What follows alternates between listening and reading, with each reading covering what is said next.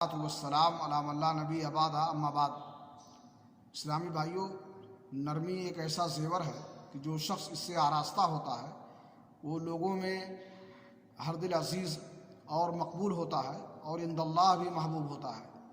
اور جو اس زیور سے محروم ہوتا ہے وہ لوگوں میں عیبدار چیز کی طرح سے حقیر سمجھا جاتا ہے اور عند اللہ بھی ناپسندیدہ ہوتا ہے۔ صحیح مسلم شریف کی حدیث ہے، رسول اکرم صلی اللہ علیہ وسلم نے فرمایا، ان الرفق لا یکون فی شیء الا زانا ولا ینزع من شیء الا شانا،